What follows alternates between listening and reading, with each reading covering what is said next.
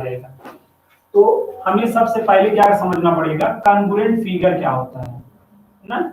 Congruent figures, congruent figures क्या होता है ये आप जानते हैं, ठीक है ना। दो फिगर क्या, दो फिगर आपके कॉन्ग्रुएंट फिगर्स कहलाएंगे अगर वो सेम से मतलब शेप, ठीक है, सेम शेप ना, same shape, same shape and same size के हैं। बताओ सेम ना, अगर टू फिगर क्या कहलाएंगे, कॉन्ग्रुएंट फिगर कहलाएंगे अगर वो सेम शेप और सेम साइज के होंगे। समझ गए। दो फिगर्स क्या कहलाते हैं, कॉन्ग्रुएंट फिगर्स कहलाते हैं। सर्वांगसम आकृतियां कहलाएंगी, दो आकृतियां सर्वांगसम आकृतियां कहलाएंगी अगर वो समान आकार और समान रूप की है, ठीक है। समान शेप मतलब समान रूप और समान आकार की दो आकृतियां अगर समान आकार और समान रूप की हैं तो उन्हें सर्वांगसम आकृतियां बोला जाता है, उन्हें कॉन्ग्रुएंट फिगर्स बोला जाता है। समझ गए।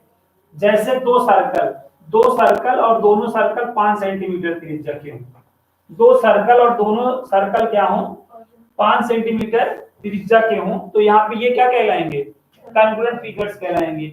या जैसे दो कॉइन और दोनों कॉइन 5 रुपए का हो, ठीक है, दो कॉइन हो और दोनों 5 रुपीस का हो, या दोनों 10 रुपीस का हो, या दोनों 1 रुपीस का हो, या दोनों 2 रुपीस का हो, तो ये क्या कहलाएंगे, आपके कॉन्ग्रुएंट फिगर्स कहलाएंगे। सर्वांगसम आकृतियां कहलाएंगी कि नहीं।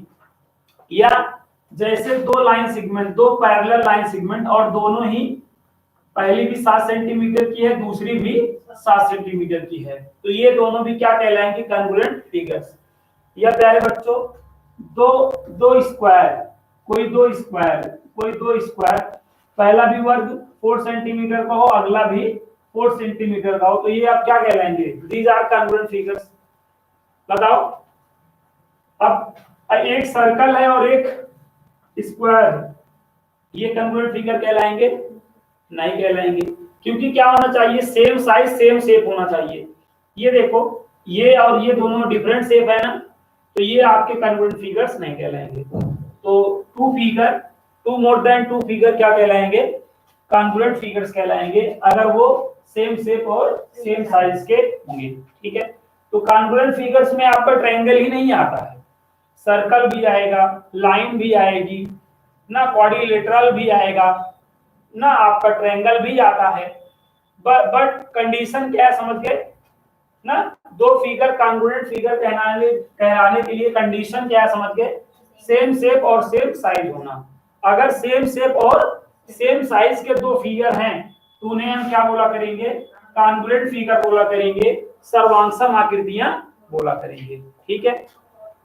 तो जैसे यहाँ पे दो पैरेलल लाइन सेगमेंट अगर 7 सेंटीमीटर की हैं तो ये क्या कहलाएंगी, कॉन्ग्रुएंट फिगर्स कहलाएंगी। या दो सर्कल अगर 5 सेंटीमीटर के हैं तो ये क्या कहलाएंगे, कॉन्ग्रुएंट फिगर्स कहलाएंगे। या आपका दो स्क्वायर अगर 4 सेंटीमीटर का है तो वो क्या कहलाएगा, कॉन्ग्रुएंट फिगर्स कहलाएगा। तो कॉन्ग्रुएंट फिगर्स कब कहलाएगा, ऑलवेज रिमेंबर, सेम शेप और सेम साइज, सेम शेप और सेम साइज के दो फिगर या दो से अधिक फिगर क्या कहलाते हैं, कॉन्ग्रुएंट फिगर्स कहलाते हैं। क्लियर है बात। अब जैसे यहाँ पर हमने ये सर्कल था और ये स्क्वायर था, हमने कहा ये कॉन्ग्रुएंट फिगर्स कहलाएंगे, आपने कहा नहीं। हमने कहा क्यों, आपने कहा सर सेम शेप होना चाहिए, तो इनका सेम शेप नहीं है ना, और सेम साइज का भी होना चाहिए। देखो जैसे मान लो ये स्क्वायर है, बात समझो, से साइज का मतलब समझ ही रहे ना। जैसे ये क्या है, जैसे यहाँ पे मान लीजिए अगर 25 पाई इसका एरिया आ रहा था, तो इसका भी 25 पाई एरिया आ रहा था, इसका 16 एरिया आ रहा था, तो इसका भी 16 आ रहा था ना। आकार का मतलब यही होता है ना, आकार का मतलब भाई पहले फिगर का जितना क्या हो, एरिया हो, अगले का भी इतना हो, तो साइज का ये मतलब हो गया। और साथ में सेम शेप भी हो, तो यहाँ पे ये दोनों चीजें दिख रही थी। लेकिन यहाँ पर क्या है बच्चों, सपोज ये जो स्क्वायर है, इसका भी जो मतलब एरिया है 25 है, और इसका भी एरिया 25 है, दोनों का एरिया 25 है, तो एरिया दोनों का 25 है, दैट मीन्स साइज उनका सेम है। बट ये जो शेप है वो सेम है नहीं ना, इस वजह से ये क्या कहलाया, कॉन्ग्रुएंट फिगर नहीं कहलाया। ये कॉन्ग्रुएंट फिगर नहीं है, क्यों? क्योंकि दो कंडीशन होती है, सेम शेप और सेम साइज होनी चाहिए। तो यहाँ पे जो ऊपर वाले एग्जांपल्स थे हमारे, उसमें दोनों चीजें थी, सेम शेप और सेम साइज थी। बट इसमें क्या है, साइज तो मान लीजिए सेम हो गई है, बट यहाँ पे शेप जो है सेम नहीं है, डिफरेंट शेप है, इस वजह से ये सेम कॉन्ग्रुएंट फिगर्स नहीं कहलाएंगे। समझ गए? तो कॉन्ग्रुएंट फिगर्स क्या होंगे, समझ गए? अगर दो फिगर कॉन्ग्रुएंट फिगर हैं तो मतलब पहला अगर आप दूसरे वाले के ऊपर क्या करेंगे, रखेंगे, तो पहला वाला दूसरे को पूरा पूरा ढक लेगा कि नहीं, बताओ? ये कॉन्ग्रुएंट जहां पे भी लग जाएगा, जिस फिगर के बगल भी कॉन्ग्रुएंट लग जाएगा, तो उसका क्या मतलब होगा, समझ गए? कि अगर पहला वाला दूसरे पे आप पुट करोगे तो पहला वाला दूसरे को ओवरलैप कर लेगा। बताएं, अगर जैसे मैंने कहा 10 रुपीज का दो कॉइन है, तो अगर पहला कॉइन आप अगले वाले कॉइन पे रखेंगे तो पहले मतलब दूसरे वाले को पहला वाला पूरा पूरा ढक लेगा कि नहीं, बताइए? तो एक जब आप देखना चाहेंगे ना, एक दिखेगा अगला नहीं दिखेगा, ओवरलैप होने का मतलब ये है, अगर हमें एक दिखे और अगला ना दिखे तो ओवरलैप कर जाएगा कि नहीं, बताइए बात? समझ गए? तो ये कॉन्ग्रुएंट जब भी रहता है, जब भी ये कॉन्ग्रुएंट वर्ड यूज हो जाता है, तो इसका मतलब एक दूसरे पे आने पर ओवर मतलब उसको पूरा पूरा कवर कर लेगा, पूरा पूरा ढक लेगा। समझ गए बात को? अब आगे बढ़ते हैं। कॉन्ग्रुएंट फिगर्स हो गया है, अब हम आपको ट्रायंगल फिगर्स बताते हैं। ठीक है, सिमिलर फिगर्स बताते हैं। ओके, सिमिलर कॉन्ग्रुएंट फिगर्स हो गए ना, अब सिमिलर फिगर्स होते हैं। सिमिलर फिगर्स क्या होते हैं आपको पता होना चाहिए ना। सिमिलर फिगर्स, सिमिलर फिगर्स, ठीक है, सिमिलर फिगर्स, तो दो फिगर सिमिलर फिगर्स कहलाएंगे अगर सेम शेप, ठीक है, सेम शेप और डिफरेंट साइज के हो, और क्या हो, डिफरेंट साइज के हो, बोले डिफरेंट साइज के हो। समझ गए बच्चों? तो दो फिगर सिमिलर फिगर्स कब कहलाएंगे, दो आकृतियां समरूप आकृतियां कब कहलाती हैं, जब वो समान रूप की हो लेकिन अलग अलग आकार की हो। समझ रहे हैं ना? अलग अलग आकार हो लेकिन रूप उनका क्या हो, रूप समान हो और आकार क्या हो, भिन्न भिन्न हो। ठीक है, तो दो या दो से अधिक फिगर क्या कहलाएंगे बच्चों, सिमिलर फिगर कहलाएंगे अगर वो सेम शेप और डिफरेंट साइज के हैं। समझ गए? जैसे यहाँ पे बात समझो, एक जो है कॉइन आपका 10 रुपीज का है और एक आपका कॉइन 5 रुपीज का है। ठीक है, क्या है बच्चों, एक कॉइन आपका 10 रुपीज का है और अगला एक 5 रुपीज का है, तो ये दोनों कॉइन क्या होंगे, सिमिलर फिगर्स कहलाएंगे कि नहीं? ये दोनों एक दूसरे के सिमिलर होंगे कि नहीं?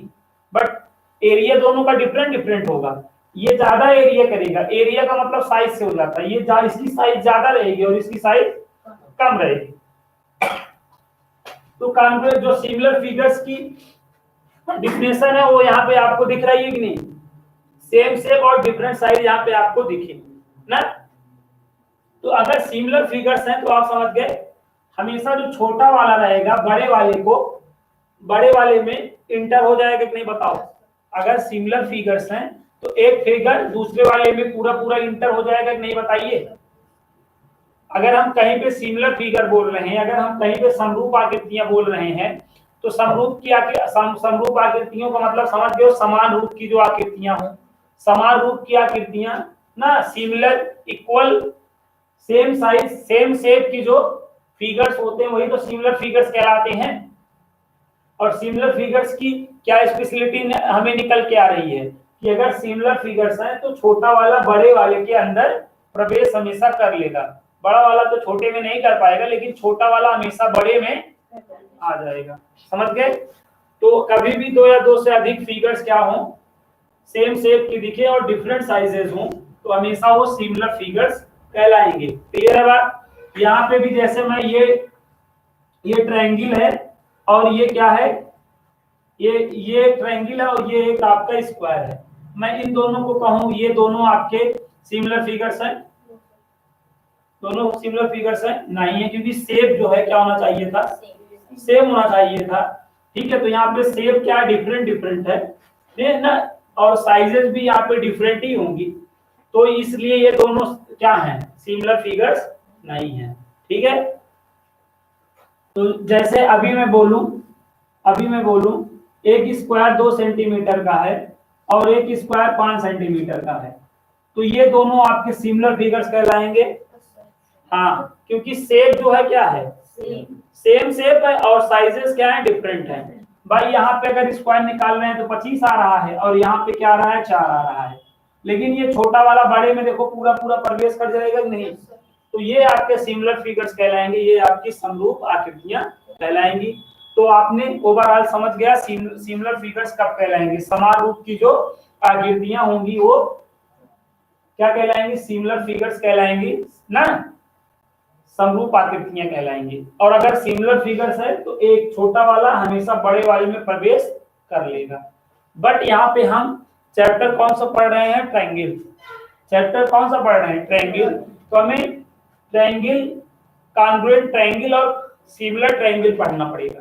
बात समझिए, सिमिलर और कॉन्ग्रुएंट फिगर का मतलब समझ गए। कॉन्ग्रुएंट फिगर है तो पहला वाला दूसरे को पूरा पूरा क्या कर लेगा, ढक लेगा। ठीक है, और सिमिलर फिगर है तो छोटा वाला बड़े वाले के अंदर हमेशा क्या कर जाएगा, प्रवेश कर जाएगा। समझ गए, ये समझ गए। लेकिन हम यहाँ पे क्या पढ़ने वाले हैं बच्चों, कॉन्ग्रुएंट। हम चैप्टर पढ़ रहे हैं ट्रायंगल। कौन सा चैप्टर पढ़ रहे हैं, ट्रायंगल चैप्टर पढ़ रहे हैं। तो ट्रायंगल चैप्टर में हमें क्या करना पड़ेगा, हमें कॉन्ग्रुएंट ट्रायंगल और सिमिलर ट्रायंगल पढ़ना पड़ेगा ना। तो कॉन्ग्रुएंट ट्रायंगल्स क्या होते हैं और सिमिलर ट्रायंगल क्या होते हैं, अब हम इस बात को समझेंगे। तो ध्यान से समझिएगा, क्या क्या हमें समझना है, कॉन्ग्रुएंट ट्रायंगल और सिमिलर ट्रायंगल।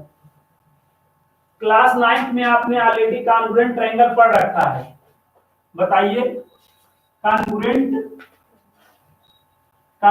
ट्रायंगल क्या होते हैं, आपको ट्रायंगल्स क्या होते हैं आपको पता है। ठीक है, दो ट्रायंगल क्या, टू ट्रायंगल क्या कहलाएंगे बच्चों, कॉन्ग्रुएंट ट्रायंगल कहलाएंगे। टू ट्रायंगल आपके क्या कहलाएंगे, कॉन्ग्रुएंट ट्रायंगल्स कहलाएंगे नहीं, बताइए। टू ट्रायंगल कितने, टू ट्रायंगल क्या कहलाएंगे, कॉन्ग्रुएंट ट्रायंगल कहलाएंगे। कब,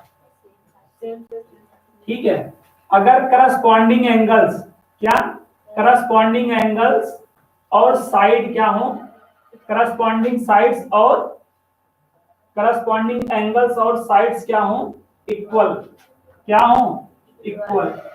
समझ गए, ध्यान रखो। कॉन्ग्रुएंट ना, कॉन्ग्रुएंट ट्रायंगल्स क्या होता है, कॉन्ग्रुएंट ट्रायंगल्स क्या होता था, टू ट्रायंगल कॉन्ग्रुएंट ट्रायंगल्स कहलाते थे। ठीक है, सर्वांगसम त्रिभुज की बात कर रहे हैं। दो त्रिभुज सर्वांगसम त्रिभुज कहलाते हैं जब उनकी संगत भुजाएं और संगत कोण बराबर हो। संगत कोण और संगत भुजाएं क्या हो, बराबर। संगत भुजाओं और संगत कोण का क्या मतलब है, ये चीज आप समझिए। जैसे दो राइट एंगल ट्रायंगल है, एक राइट एंगल ट्रायंगल एबीसी है और एक राइट एंगल ट्रायंगल क्या है आपका डीईएफ है। क्या है, डीईएफ है। ठीक है, तो करस्पॉन्डिंग साइड का क्या मतलब है, फर्स्ट वाले ट्रायंगल का हाइपोटेन्यूज सेकंड वाले ट्रायंगल के हाइपोटेन्यूज का क्या कहलाएगा, करस्पॉन्डिंग साइड्स कहलाएगी। ठीक है, फर्स्ट वाले ट्रायंगल में जैसी साइड वैसी ही सेकंड वाले में ट्रायंगल में वही साइड करस्पॉन्डिंग साइड्स कहलाती है। समझ गए बात। तो देखो, फर्स्ट का हाइपोटेन्यूज, फर्स्ट का कर्ण दूसरे वाले त्रिभुज के कर्ण का क्या कहलाएगा, करस्पॉन्डिंग साइड्स कहलाएगी, संगत भुजा कहलाएगी। फर्स्ट वाले का बेस सेकंड वाले बेस का करस्पॉन्डिंग साइड्स कहलाएगा। थर्ड वाले का फर्स्ट वाले का परपेंडिकुलर सेकंड वाले के परपेंडिकुलर का क्या कहलाएगा, करस्पॉन्डिंग साइड्स कहलाएंगी। ठीक है, तो ये दोनों करस्पॉन्डिंग साइड्स हैं कि नहीं बताओ। एंगल सी एंगल आपका करस्पॉन्डिंग एंगल कहलाएगा, एंगल ए एंगल डी का करस्पॉन्डिंग एंगल कहलाएगा और एंगल बी एंगल ई का क्या कहलाएगा, करस्पॉन्डिंग एंगल्स कहलाएगा, संगत कोण कहलाएगा, संगत भुजाएं कहलाएंगी। समझ गए ना, पहले में जो वैसे ही दूसरे में करस्पॉन्डिंग कहलाता है। करस्पॉन्डिंग का मतलब समझ में आया, संगत का मतलब समझ आया, पहले में जैसी साइड दूसरे में भी वैसी साइड एक दूसरे की क्या कहलाएंगी, करस्पॉन्डिंग साइड्स कहलाएंगी, संगत भुजा कहलाएगी। क्लियर है बात? यहां तक बढ़ते हैं आगे। तो टू ट्रायंगल्स कब आपके कॉन्ग्रुएंट ट्रायंगल्स होंगे, कॉन्ग्रुएंट ट्रायंगल्स कब होंगे समझ गए? अगर टू ट्रायंगल्स क्या है, congruent triangles, two triangles congruent triangles तब कहलाएंगे जब उनकी करस्पॉन्डिंग एंगल्स और करस्पॉन्डिंग साइड्स क्या होंगी, इक्वल होंगी।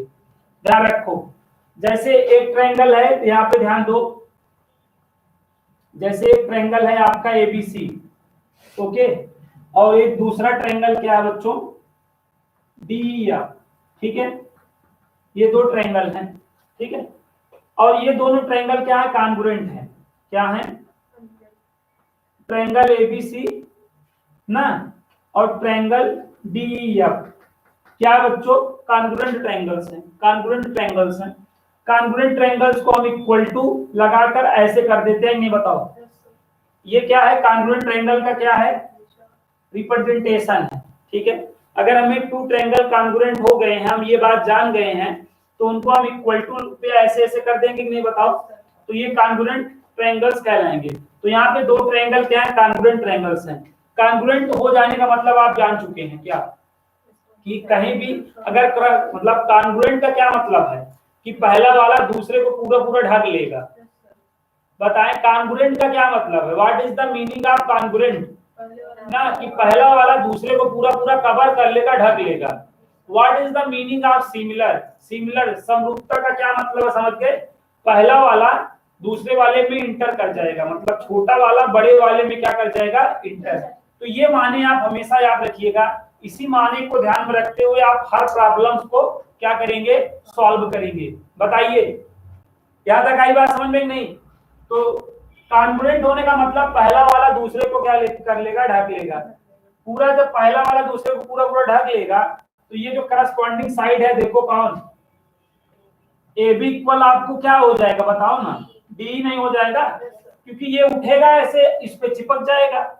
तो ए बी किसके इक्वल हो जाएगा, डी के, और ए सी किसके इक्वल हो जाएगा बताओ, डी एफ के, और ये बी सी किसके इक्वल हो जाएगा, ई एफ के हो जाएगा नहीं। तो यहाँ पे देखो ये दोनों ट्रायंगल क्या हो चुके थे आपके, कॉन्ग्रुएंट ट्रायंगल्स हो गए थे। तो दो ट्रायंगल अगर कॉन्ग्रुएंट होते हैं तो पहला दूसरे को क्या कर लेता है, पूरा पूरा ढक लेता है। समझ गए बात को? अब ये जब इसको ढक लेगा तो ये साइड यही साइड हो जाएगी, ये साइड यही साइड हो जाएगी, और ये एंगल भी तो क्या हो जाएंगे बताइए, इक्वल नहीं हो जाएगा। एंगल ए किसके इक्वल हो जाएगा, एंगल डी के, और एंगल बी किसके हो जाएगा, एंगल ई के, और एंगल सी किसके इक्वल हो जाएगा, एंगल एफ के। एंगल बी एंगल ई के इक्वल हो जाएगा, एंगल ए एंगल डी के, और एंगल सी एंगल एफ के इक्वल हो जाएगा। ये बात समझ में आया कि नहीं? कॉन्ग्रुएंट का मतलब समझ गए, मीनिंग ऑफ कॉन्ग्रुएंट आपको समझ में आ गया है कि अगर दो फिगर या दो से अधिक फिगर कॉन्ग्रुएंट हो चुके हैं, दैट मींस कि फर्स्ट वाला सेकंड वाले को पूरा पूरा क्या कर ले रहा है, ओवरलैप कर ले रहा है, ढक ले रहा है, कवर कर ले रहा है।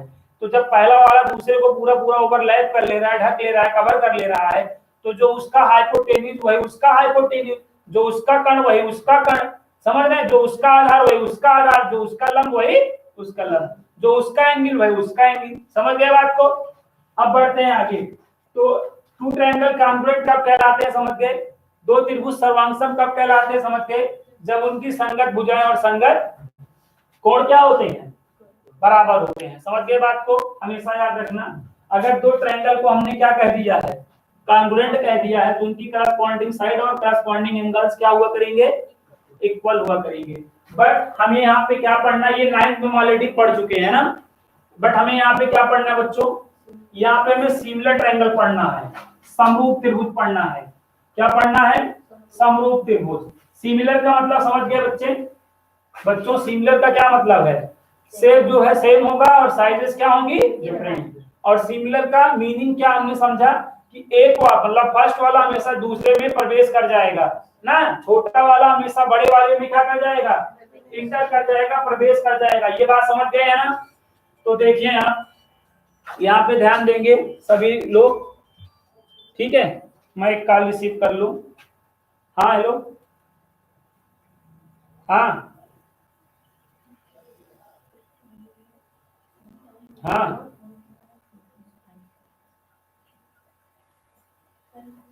अच्छा। हम्म।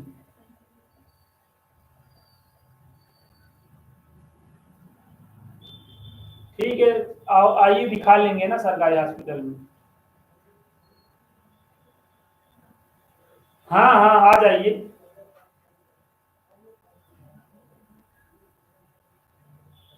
नहीं चलो पहले डॉक्टर को दिखा लेंगे ना, तो खुद ही बताएगा क्या है क्या नहीं। हम्म।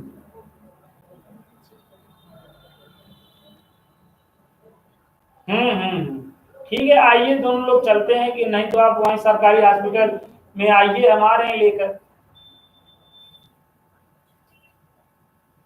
ठीक है। देखिए बच्चों, यहाँ तक बात समझ में आ गया। सिमिलर फिगर होने का क्या मतलब है, समझ गए कि छोटा वाला बड़े वाले में हमेशा प्रवेश कर जाएगा, ये जान लो आप। चलिए, तो सिमिलर ट्रायंगल्स क्या होता है, आइए इसको समझते हैं। सिमिलर ट्रायंगल्स, सिमिलर ट्रायंगल्स, क्योंकि कोई एक ट्रायंगल तो इटसेल्फ का सिमिलर होगा ही। सिमिलर या कॉन्ग्रुएंट होने के लिए minimum two more than two की आवश्यकता पड़ती है कि नहीं, बताओ। कोई भी एक फिगर इटसेल्फ का क्या होगा, सिमिलर होगा, इटसेल्फ का क्या होगा, कॉन्ग्रुएंट होगा। तो अगर हमें सिमिलर ट्रायंगल्स की बात कर रहे हैं, तो टू ट्रायंगल या मोर देन टू ट्रायंगल्स टेकन करके ही तो सिमिलरिटी की या कॉन्ग्रुएंट की बात हो सकती है। यहाँ तक बात समझ में आ गई आप लोगों को।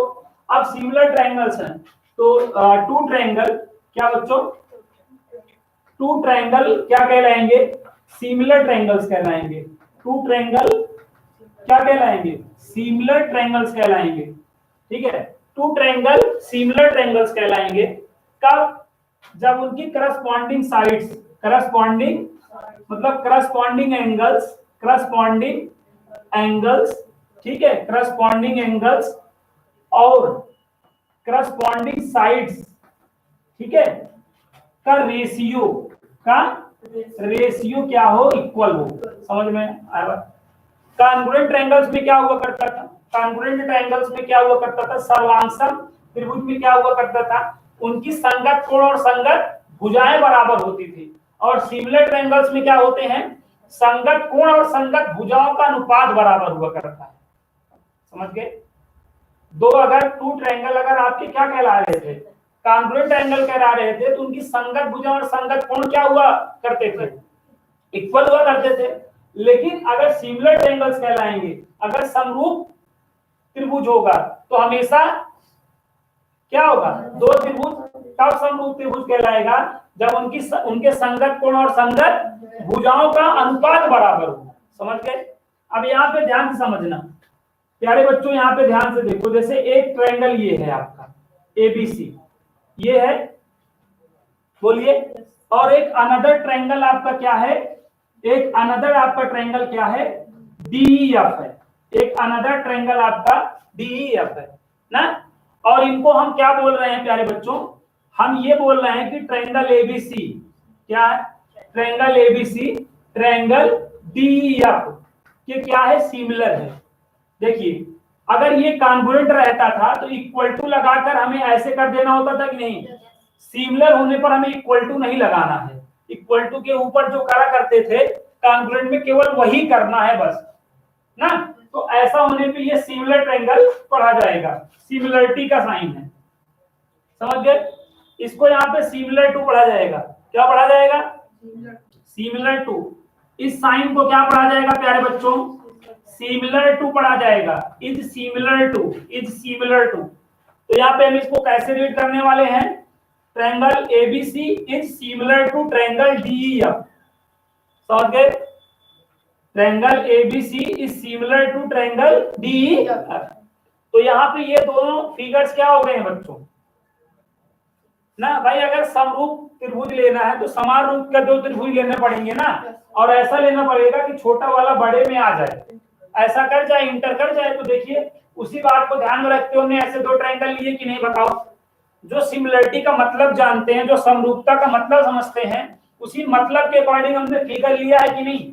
समान रूप होना चाहिए, साइजेस आपके डिफरेंट डिफरेंट होने चाहिए, मतलब ऐसा हमें लेना है कि छोटा वाला बड़े में प्रवेश कर जाए। तो यहां तक बात समझ में आई। अब ये क्या है, सिमिलर फिगर्स हैं, समरूप हैं, तो इनमें क्या होगा, इनके करस्पॉन्डिंग एंगल्स क्या होंगे, इक्वल होंगे। तो एंगल ए इक्वल क्या होने वाला है, एंगल डी। और बोले एंगल बी किसके इक्वल होने वाला है, एंगल ई के।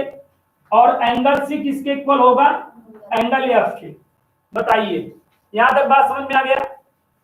और करस्पॉन्डिंग साइड का रेशियो, करस्पॉन्डिंग साइड का क्या हुआ करेगा बच्चों, रेशियो इक्वल हुआ करेगा। तो यहाँ पे करस्पॉन्डिंग साइड का रेशियो देखो क्या बनने वाला है, जैसे ये है, ये ए बी है और ये क्या है डी। तो इनका रेशियो करो, मतलब किनका, A B upon D. Corresponding side का रेशियो का मतलब ये हुआ नहीं, करस्पॉन्डिंग साइड का रेशियो हमेशा क्या हुआ करेंगे, इक्वल हुआ करेंगे। ए बी अपान क्या होगा, डी, और AC अपान, AC अपान क्या होगा बच्चों, DF। और बताइए ये BC अपान क्या हो जाएगा बच्चों, BC अपान क्या हो जाएगा, EF। यहां तक बात समझ में आई कि नहीं। तो ये सिमिलर ट्रायंगल की डिफिनेशन है। अगर सिमिलर ट्रायंगल्स है, दो ट्रायंगल अगर सिमिलर हैं तो उनके एंगल्स क्या हो जाएंगे, करस्पॉन्डिंग एंगल्स इक्वल हो जाएंगे।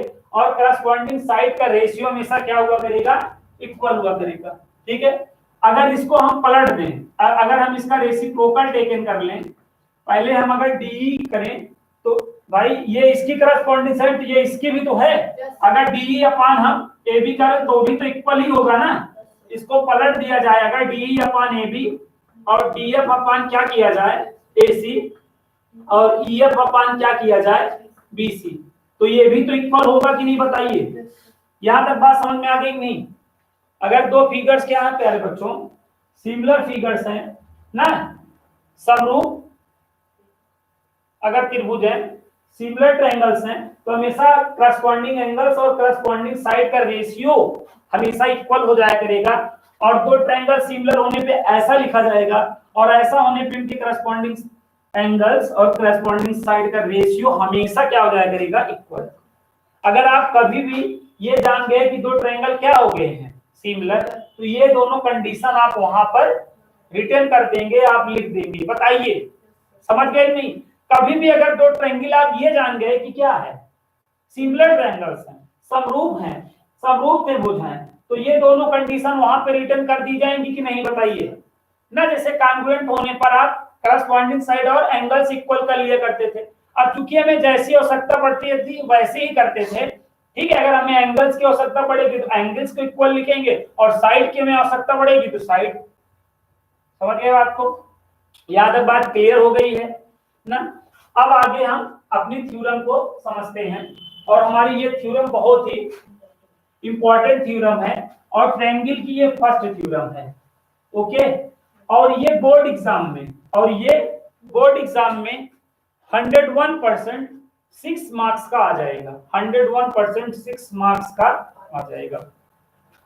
तो ये प्रॉपर्टी बेसिक प्रोपोर्शनलिटी थ्योरम या थेल्स थ्योरम के नाम से जानी जाती है। ठीक है, तो जैसे आप लोगों ने क्या पढ़ा है बच्चों, आपने पाइथागोरस थ्योरम पढ़ा है, पाइथागोरस थ्योरम पढ़ा है, पाइथागोरस प्रमेय पढ़ा है। तो पाइथागोरस साहब क्या बोलते हैं, पाइथागोरस साहब ने क्या कहा, पाइथागोरस साहब ने कहा कि कोई राइट एंगल ट्रायंगल में, कोई राइट एंगल ट्रायंगल में, कोई राइट एंगल ट्रायंगल में, कोई राइट एंगल ट्रायंगल में, कोई राइट एंगल ट्रायंगल में, कोई राइट एंगल ट्रायंगल में हाइपोटेन्यूज का स्क्वायर, हाइपोटेन्यूज का स्क्वायर, कर्ण का स्क्वायर, कर्ण का स्क्वायर, कर्ण का स्क्वायर रिमेनिंग टू साइड के, मतलब लंब और आधार के, लंब और आधार के स्क्वायर के ऐड होगा। ये बात कौन आपको, कौन साहब बोले थे, पाइथागोरस साहब बोले थे। पाइथागोरस साहब ने कहा अगर कोई राइट एंगल ट्रायंगल है तो लार्जेस्ट साइड का स्क्वायर, लार्जेस्ट साइड का square is equal to smallest side के स्क्वायर का सम होगा। समझ गया ना, ये बात कौन साहब बोले थे, पाइथागोरस साहब बोले थे कि नहीं। अब पाइथागोरस के गुरु कौन थे? थेल साहब। पाइथागोरस के गुरु साहब कौन थे? थेल साहब। ठीक है, थेल साहब इनके क्या थे? गुरु थे। और पाइथागोरस साहब उनके चेले थे ना। तो चेले ने क्या बोला, समझ गए? चेले ने कहा कि अगर कोई राइट एंगल ट्रायंगल है तो हाइपोटेन्यूज का स्क्वायर इज इक्वल टू जो अदर टू साइड हैं उनके सम के स्क्वायर के इक्वल होगा। ये पाइथागोरस साहब ने बोला ना, जो थेल साहब के चेले थे, स्टूडेंट थे ना। तो स्टूडेंट ने कितनी बढ़िया जो है स्टेटमेंट हमारे सामने रखा ना। अब इनके गुरुजी हैं तो गुरुजी इनसे भी बड़ा स्टेटमेंट रखेंगे अपने सामने। तो थेल साहब क्या कह रहे हैं? थेल साहब कहते हैं, थेल साहब का कहना है, थेल साहब ने क्या कह दिया, ये जो चेले साहब थे वो केवल राइट एंगल ट्रायंगल के लिए ही पाइथागोरस साहब ने बोला। उन्होंने कहा कि अगर कोई ट्रायंगल है, क्या थेल साहब क्या कह रहे हैं? थेल साहब का स्टेटमेंट क्या है कि अगर कोई भी ट्रायंगल है, कोई भी एक ट्रायंगल है, अगर कोई भी एक ट्रायंगल है, कोई ट्रायंगल है और कोई ट्रायंगल की अगर आप एक साइड लो, कोई एक साइड लो और उस साइड के अगर आप पैरेलल लाइन ड्रा कर दो, कोई भी एक साइड लो और उस साइड के पैरेलल लाइन ड्रा कर दो, तो जो रिमेनिंग टू साइड है उनको दो पॉइंट पे इंटरसेक्ट करेगी।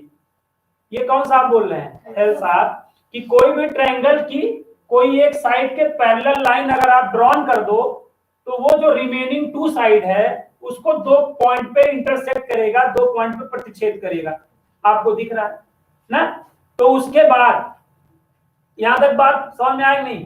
थेल साहब क्या कह रहे हैं? थेल साहब का क्या कहना है कि अगर कोई भी ट्रायंगल की कोई भी एक साइड के पैरेलल लाइन आप ड्रा कर देते हो तो जो रिमेनिंग दो साइड हैं उनको दो पॉइंट पे क्या करेगा? इंटरसेक्ट करेगा। ये थेल साहब बोल रहे हैं। थेल साहब का कहना क्या है, समझ गए? कि अगर कोई भी ट्रायंगल है, कोई भी ट्रायंगल की एक साइड के पैरेलल लाइन आप ड्रा कर दो तो रिमेनिंग दो साइड, ये रिमेनिंग दो साइड है कि नहीं ना, उनको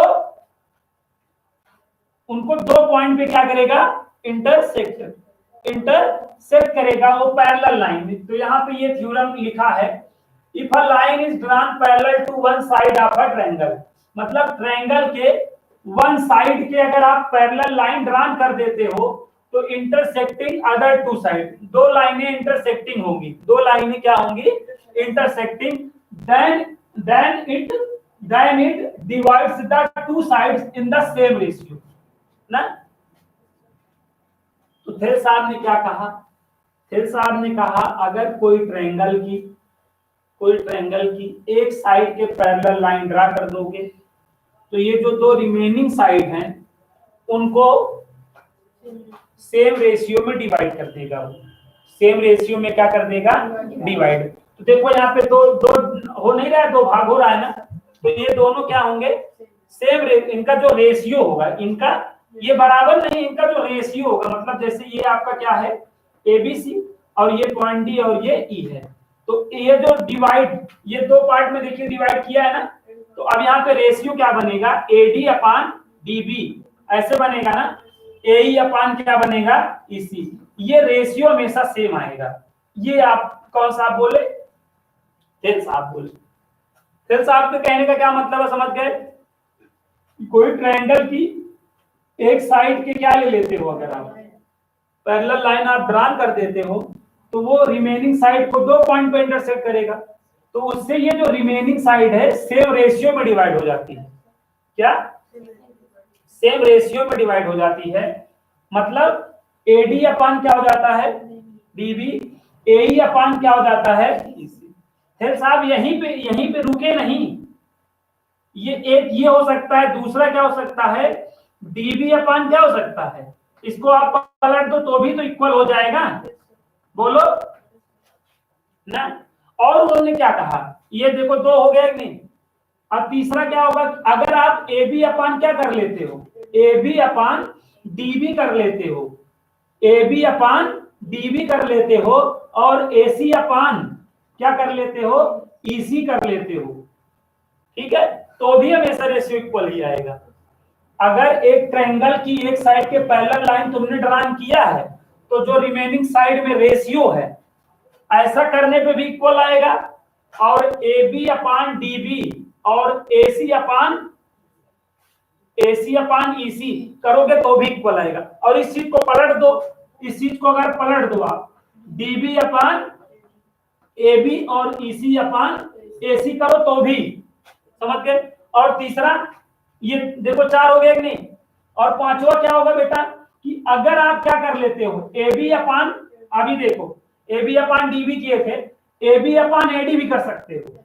ए बी अपान अगर ए डी करो और ए सी अपान क्या करो ए ई करो तो भी रेशियो इक्वल आएगा, ठीक है।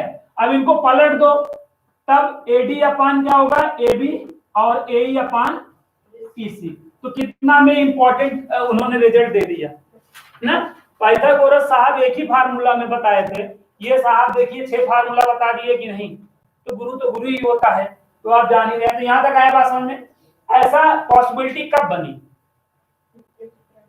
जब ट्रायंगल की कोई एक त्रिभुज की, जैसे एक त्रिभुज था एबीसी, ठीक है, ठीक है, कोई ट्रायंगल की एक साइड की, कोई ट्रायंगल की एक साइड की क्या पैरेलल लाइन ड्रा करो और वो रिमेनिंग को 2 पॉइंट पे कट करेगा ही, तो ये 6 रेशियो करस्पॉन्डिंग साइड का जो 6 तरीके से रेशियो बनेंगे वो हमेशा क्या आएंगे, सेम आएंगे।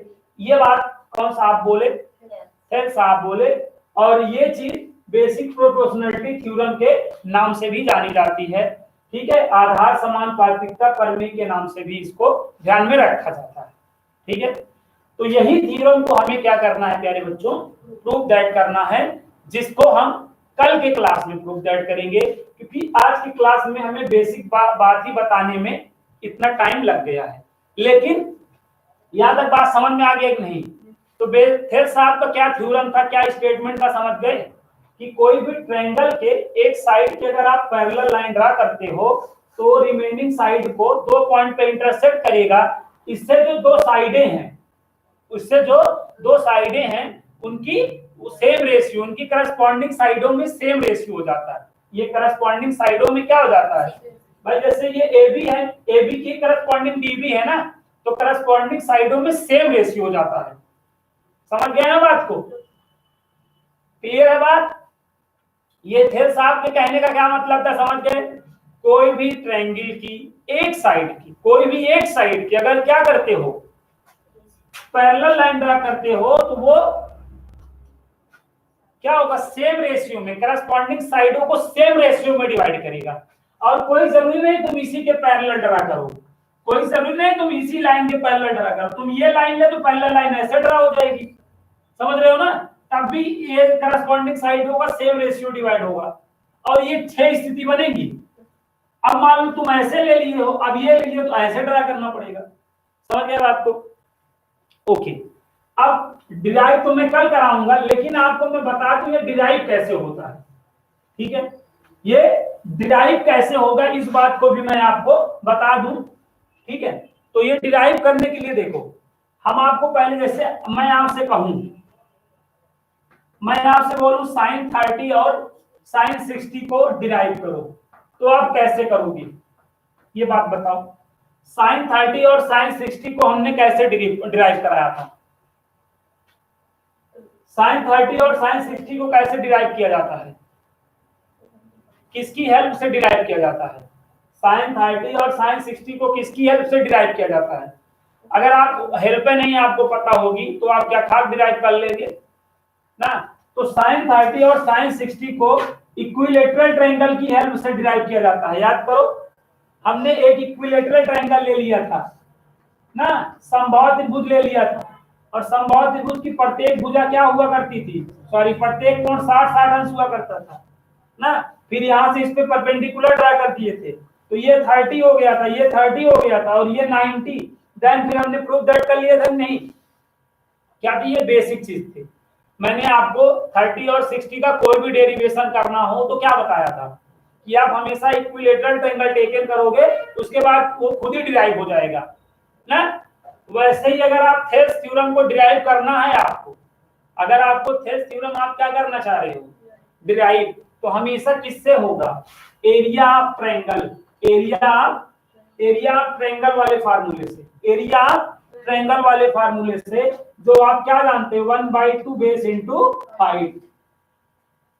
ये बात आप याद रखोगे, ये बात आप याद रखोगे तो इसको डिराइव कर लोगे, और नहीं याद रखोगे तो नहीं डिराइव कर पाओगे। समझ गए बात को।